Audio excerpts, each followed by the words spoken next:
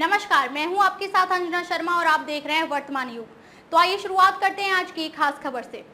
Shiv Sena NCP का टूटना भारी पड़ा बीजेपी पर, जानिए महाराष्ट्र का चौंकाने वाला रिजल्ट।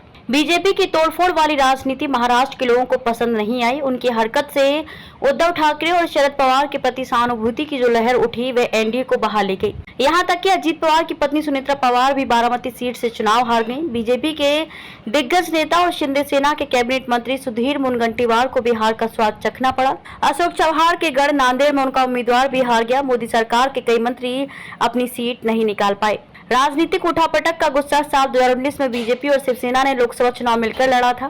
तब राज्य के 48 सीटों में से उनके खाते में 41 सीटें गई थी। कांग्रेस एनसीपी गठबंधन को 5 सीटें ही मिली थी। उसी साल हुए विधानसभा चुनाव में भी बीजेपी और शिवसेना साथ उतरी, लेकिन सरकार बनाने की बारी आई तो दोनों दल अलग हो गए।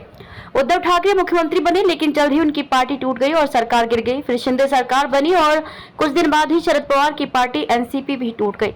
शरद पवार से अलग हुए अजीत पवार शिंदे सरकार में आ गए। राज्य में हुई इस सारी उठापटक के लिए वोटर्स ने बीजेपी को दोषी माना। भारी पड़ा आरक्षण का मुद्दा। राज्य सरकार ने जिस तरह से मराठा आरक्षण मसले को हैंडल किया वह मराठों को रास नहीं आया।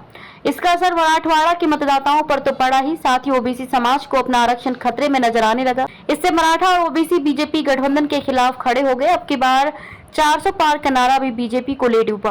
विपक्ष दलित मतदाताओं को ये समझाने में पूरी तरह सफल रहा कि बीजेपी 400 सीटें जीतकर संविधान को बदल देना चाहती है। दलित समाज के पार्टी से दूर जाने का सबसे ज्यादा असर पड़ा विदर्भ पर। कांग्रेस ने वहां सेंधमारी कर दी, आरोप लगाए, फिर उम्मीदवार बनाए। बीजेपी ने जिन लोगों पर भ्रष्टाचार के आरोप लगाए, बाद में वही पार्टी के लिए वोट मांगते नजर आए। मसलन दक्षिण मुंबई में शिंदे सेना के उम्मीदवार यामिनी जाधव के पति यशवंत जाधव पर भ्रष्टाचार के कई आरोप लगे। वहीं उत्तर पश्चिम सीट पर रविंद्र वायकर को टिकट दिया, झेलनी पड़ी किसानों की नाराजगी।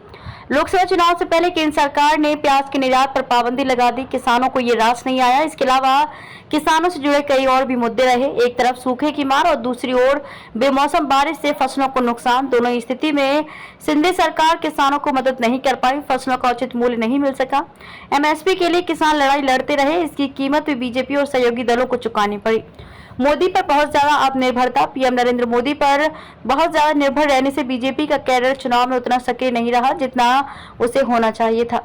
हर बात के लिए मोदी मोदी रटना मतदाताओं को अच्छा नहीं लगा। मुंबई की उत्तर पूर्व सीट पर मोदी ने रोड शो किया, मुंबई में बड़ी सभा की, लेकिन वे मतदाताओं को प्रभावित नहीं कर सके। विपक्ष ने मतदाताओं के सामने बेरोजगारी, महंगाई जैसे मुद्दों को रखा और अपनी बात समझाने में सफल रहा।